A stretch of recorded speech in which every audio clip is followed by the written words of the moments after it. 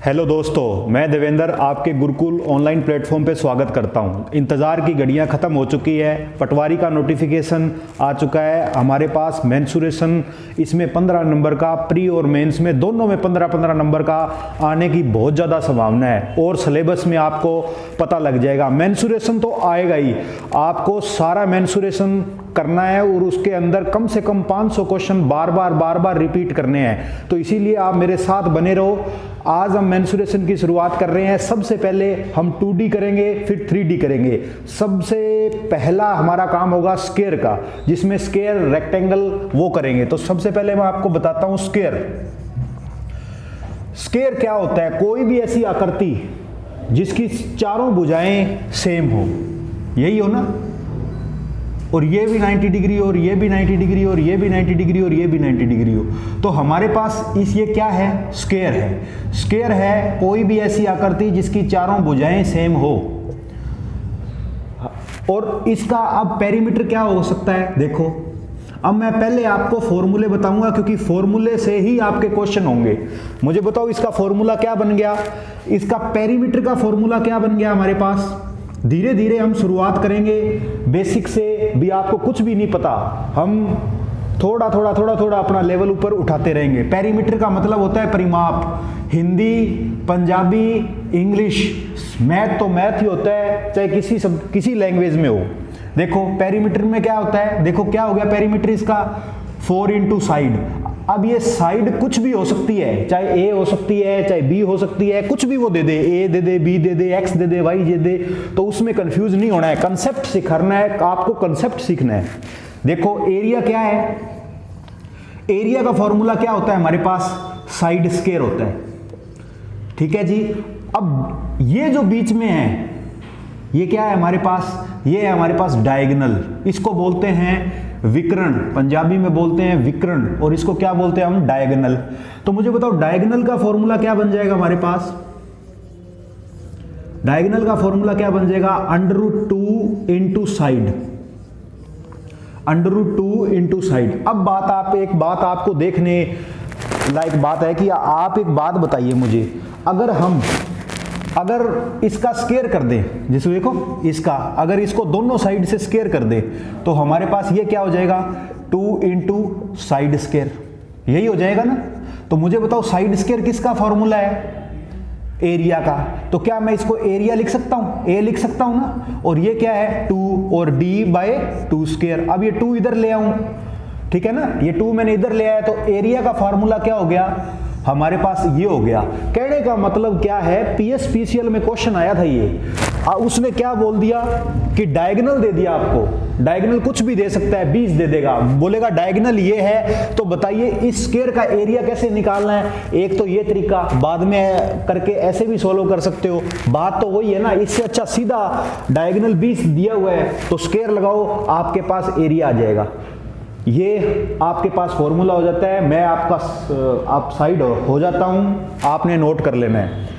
मैंने क्या बताया है? ये कोई भी ऐसी आकृति जिसकी चारों भुजाएं सेम हो उसको स्क्वायर बोलते हैं। पेरीमीटर 4 इंटू साइड, एरिया क्या होता है? Side square. डायगोनल कितना होता है? √2 इंटू साइड।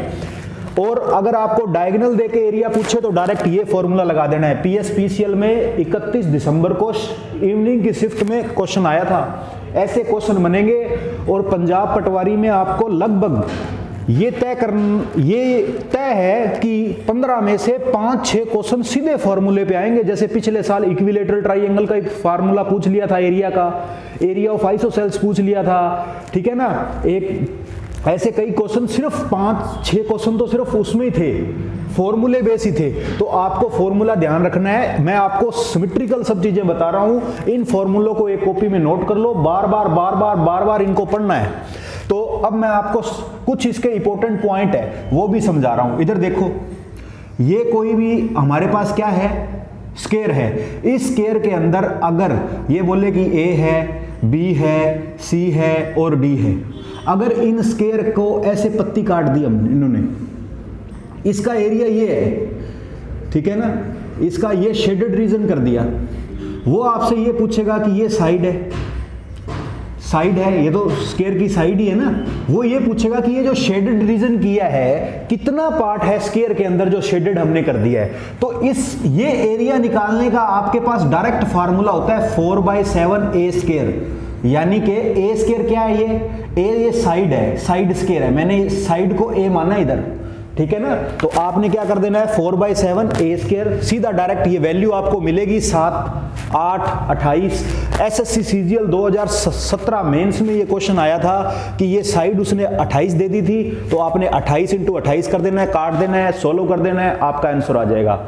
पहला तरीका, ठीक है ना। आपको ऐसे क्वेश्चनों के फॉर्मूले याद करने होंगे, चाहे वो शेडेड रीजन ऐसे दे दे तो आपको कंफ्यूज नहीं होना है। ऐसे स्क्वायर देगा, उसमें से ऐसे पत्तियां काट दी अब उसने, तो बात सेम ही है, ठीक है ना, बात सेम ही होगी। अब इसका भी एरिया क्या होगा, बोलेगा ये कितना पार्ट शेडेड है, तो आपको डरने की जरूरत नहीं है, 4/7 ए स्क्वायर है।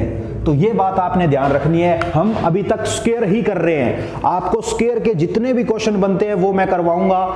हम बोर्ड पे लगभग 500 क्वेश्चन करेंगे, जो कि आपका बिल्कुल डर खत्म होएगा। बस आपने क्या करना है, मेरे साथ बने रहना है, वीडियो को लाइक करना है, सब्सक्राइब करना है, ठीक है। वीडियो फ्री में देखना नहीं है, शेयर जरूर करना है।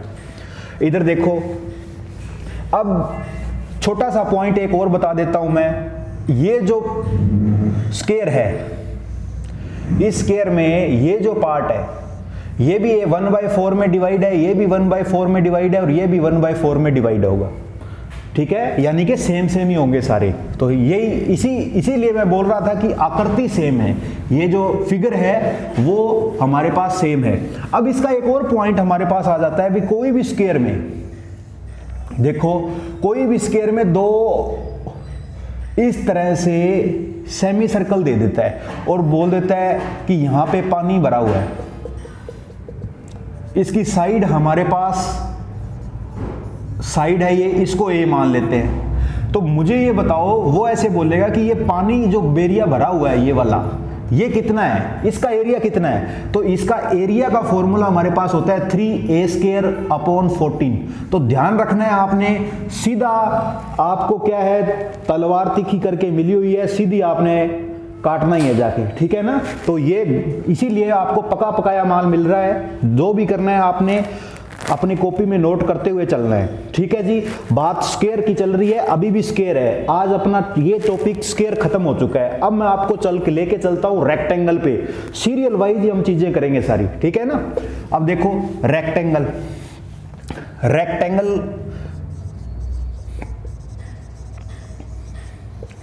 को ये वाली आकृति है, आमने सामने वाली भुजा क्या होगी, सेम होगी, और ये वाली कौन सी होगी, ये वाली सेम, यानी कि ये और ये सेम है, और ये क्या है, ये सेम है। इसको ए मानो, इसको बी मानो, इसको सी मानो, और इसको डी मानो। इसको तो बोलते हैं हम लेंथ, क्या बोलते हैं, लेंथ।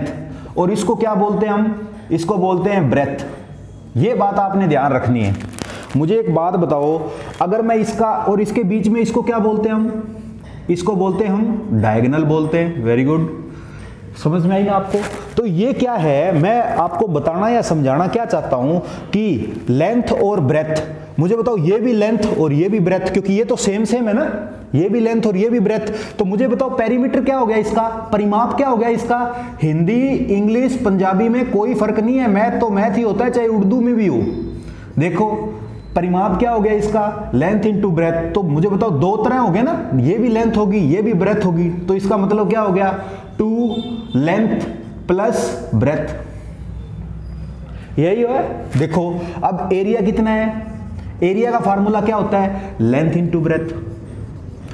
अच्छा अब मुझे एक बात बताओ आप, ये क्या है, क्या मैं इस डायगोनल को डी लिख सकता हूं ना। अब मुझे बताओ इस डायगोनल का एरिया क्या हो जाएगा आपके पास, अगर डायगोनल पूछूं तो मुझे बताओ ये क्या है। ये देखो क्या लग रहा है आपको, ये लग रहा है ना, ये इसकी ब्रेथ है, ये लेंथ है, और ये क्या है, डायगोनल है। तो क्या आपको ऐसी आकृति लग रही है ना ये, तो ये तो क्या है, हाइपोटेन्यूज है। ये क्या हो गया, बेस हो गया, और ये क्या हो गया, कर्ण हो गया। तो ये क्या हो गया, ब्रेथ हो गया। तो मुझे बताओ ये ऐसे लिख सकता हूं, इसको मैं पाइथागोरस थ्योरम लगा दूंगा, दोनों का ऐड, और इसको क्या रख दूंगा सामने, ठीक है। उसके बाद में क्या हो गया, डी को स्क्वायर हटाऊंगा तो ये क्या हो गया हमारे पास, अंडर रूट में आ गया। जब मैं आपको क्यूबॉइड पढ़ाऊंगा तो उसमें भी आपको बताऊंगा कि ऐसे एक कमरे में छड़ी रख दी है, उसकी इतनी लेंथ है, उतनी ब्रेथ है, इतनी हाइट है। ये क्वेश्चन आया हुआ है पेपर में, देख लेना चाहिए आप पिछले सालों के पेपर, ठीक है। तो उसमें तो वहां पे क्या कर देंगे हम, हाइट का स्केयर और कर देंगे, भी इतनी छड़ी इस कमरे में रखी जाएगी, वो हम बात क्यूबॉइड में करेंगे, ठीक है ना। पर अब इसका डायगोनल का फॉर्मूला हमारे पास क्या हो गया, under root length square plus breadth square, तो ये हमारे पास इसका फॉर्मूला हो गया, ठीक है जी। आपको उम्मीद है ये बातें समझ में आई होगी। अब इसके कुछ इंपॉर्टेंट पॉइंट और करते हैं। देखो स्केयर के ये भी कोई, ये क्या है इसको बोलते, देखो ये ए है, बी है, सी है और डी है। इस पॉइंट को हमने बोल दिया ए, इसको बोल दिया बी, इसको बोल दिया सी, इसको बोल दिया डी। तो आपने क्या करना है, आपको वो ये बोलेगा कि बताइए ये वैल्यू 3 दे देगा, 4 दे देगा, 5 दे देगा, 6 दे देगा। अगर पेपर स्टैंडर्ड का आया तो ये सारे पॉइंट से क्वेश्चन आएगा, ठीक है। अकेले फॉर्मूले वहां नहीं लगेंगे, आपको फॉर्मूले तो याद करने ही करने पड़ेंगे, बट कुछ इंपॉर्टेंट इनके पॉइंट आपको साथ साथ चलने पड़ेंगे, ठीक है ना। तो मुझे बताओ ये कितना हो गया, ये हो गया a+3 सामने सामने वाले, और ये कितना हो गया a+4। मुझे एक बात बताओ, अब इसकी वैल्यू पूछे और इन तीन की वैल्यू दी हो तो हम इसको सोल्व कर सकते हैं ना, इसको सोल्व कर सकते हैं ना। तो यही बात बस आपको ध्यान रखनी है, आपको ये बातें बहुत ज्यादा ध्यान रखनी है। अब अगर कोई भी ऐसा क्वेश्चन आए, देखो अब ऐसा कोई भी क्वेश्चन आए आपको कि कोई भी प्लॉट है, मान लो ये है, डबल रेक्टेंगल दे दे वो, ये लेंथ है, ये ब्रेथ है, ये लेंथ है और ये कितना हो गया, ये इतना एरिया क्या हो गया इसके पास 2x हो गया, तो ये कितना हो गया लेंथ इंटू bx। अब वो बोले कि ये इतना कितना एरिया है, यहाँ पे घास उगने वाला एरिया दे दे आपको, तो आपने क्या करना है, length into breadth minus length minus 2x और ब्रेथ माइनस 2x, ठीक है ना। इस एरिया का अगर इनर वाली साइड दे दे, इनर साइड दे दे तो माइनस आएगा, अगर आउटर साइड दे दे तो बस प्लस आ जाएगा। एक फॉर्मूला और भी है, जब अपने क्वेश्चन करेंगे तो दूसरा तरीका भी आपको समझा देंगे, ठीक है। उम्मीद है आपको रेक्टेंगल भी समझ में आया है, ठीक है। अब एक बार फॉर्मूले इसके याद करो, धीरे धीरे हम क्वेश्चनों की शुरुआत करेंगे। देखो अगला तीसरा पॉइंट मैं आपको बता रहा हूं, सर्किल। सर्किल पे बहुत ज्यादा क्वेश्चन आते हैं, चाहे तो वो एसएससी में हो, चाहे रेलवे में हो, चाहे पंजाब एग्जाम में हो, सर्किल पे आपको क्वेश्चन जरूर बनेगा और बहुत ही इंपॉर्टेंट पॉइंट है सर्किल। देखो पहले तो मैं ये बता देता हूं आपको कि सर्किल में इसको क्या बोलते हैं, इसको बोलते हैं डायामीटर, डायामीटर व्यास, और यहां से यहां तक ये होती है रेडियस, रेडियस होती है डायामीटर की आधी, इसको बोलते हैं अर्धव्यास, अर्धव्यास, ठीक है जी। ये क्या है हमारे पास, ये है हमारे पास, इसको बोलते हैं कोड और इसको बोलते हैं टेंजेंट, टेंजेंट, ठीक है जी। पहले तो मैं आपको ये बातें बताई है। देखो अब क्या करना है आपको, अब एक बात याद रखनी है। मुझे एक बात बताओ, ये क्या है, ये हमारे पास कोई सर्कल है, इसकी रेडियस r है, तो मुझे बताओ इसका सरकमफेरेंस क्या है, इसका सरकमफेरेंस क्या है, इसका सरकमफेरेंस क्या हो गया 2πr। ये 2πr कब यूज करेंगे, जब अपने मान लो कोई गोल डिग्गी है, उसमें भी हम ये फॉर्मूला यूज करेंगे उसकी सरकमफेरेंस मापने के लिए। कोई भी व्हील है, कोई भी व्हील जैसे साइकिल का पहिया है, उसके लिए भी ये यूज करेंगे। वहां आप मेरे को ये बताओगे, मैं पूछूंगा कि इसमें इतने राउंड है, बताओ पहिया कितना घुमा, तो उसमें आपने ये बताना है कि उसकी सरकमफेरेंस पे आपने ध्यान देना है, और इसलिए इंपॉर्टेंट पॉइंट है। मुझे बताओ एरिया का फॉर्मूला क्या हो जाएगा, πr², πr²। तो अब एक बात आपको देखनी पड़ेगी, अगर मैं आपको ये बात बोलूं कि इसकी रेडियस 7 है, देखो अगर इसकी रेडियस 7 है, आपको समझने की बात कोशिश करो, इसकी रेडियस अगर 7 है तो बताओ सरकमफेरेंस क्या होगी।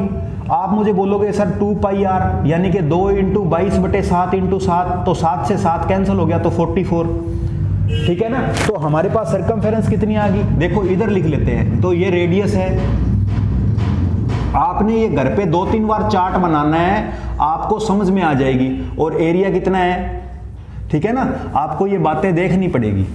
अब देखो तो रेडियस कितना है आपके पास 7 है, सरकमफेरेंस कितनी है 144 है। अगर मैं इसका एरिया पूछूं तो एरिया का फॉर्मूला क्या होता है पाई आर स्क्वायर, तो ये कितना हो गया 22/7 इंटू 7 इंटू 7, तो ये कितना हो गया, ये हो गया ना, तो 154 एरिया आ गया, एरिया ये आ गया, सरकमफेरेंस ये आ गई। अब मैं अगर मैं इसकी रेडियस 14 दे दूं तो मुझे बताओ सरकमफेरेंस क्या होगी 2 पाई आर, तो ये कितनी होगी 22/7 इंटू 14, तो ये तो कट गया 2 के ऊपर, ये कितना हो गया हमारे पास 44 और ये कितना हो गया 88, तो ये कितना हो गया 88। तो मुझे बताओ एरिया कितना हो गया 22/7, एरिया का फॉर्मूला क्या होता है पाई आर स्क्वायर ही होता है ना, तो ये देखो 22/7 इंटू 14 इंटू 14, तो मुझे बताओ 2 के साथ 2 कट गया और ये कितना हो गया 44 और ये कितना हो गया 14, तो इसका कितना हो गया 4 चौकी 16, 616। एक बात आपको समझाने की कोशिश कर रहा हूं मैं इतनी देर से, क्या कि अगर रेडियस 7 बढ़ती है तो ये कितनी बड़ी 44 बड़ी है, तो मुझे एक बात बताओ रेडियस अगर 7 बढ़ेगी तो ये कितना हो जाएगा 132, तो एरिया कितना हो जाएगा 1386। ये संख्याएं आपको याद करनी है, बात समझ में आ गई आपको, ये संख्याएं आपको याद करनी है। जैसे मान लो ये कितना हो गया 28 हो गया, तो इसमें 44 और जोड़ दोगे तो कितना हो गया 176 हो गया, तो ये कितना हो गया हमारे पास 27 64 हो गया। बोलो हाँ, समझ में आई है ना। ये आपको याद रखने हैं कैसे, अगर वो कल को आपको ऐसे बोल दे कि 3.5 रेडियस है तो ये कितनी हो जाएगी सरकमफेरेंस 22 हो जाएगी, ठीक है ना, इससे आधी हो जाएगी क्योंकि ये इससे आधी हुई है, ये इससे आधी हुई है, तो ये कितना हो गया हमारे पास एरिया 77 हो गया। समझ में आई।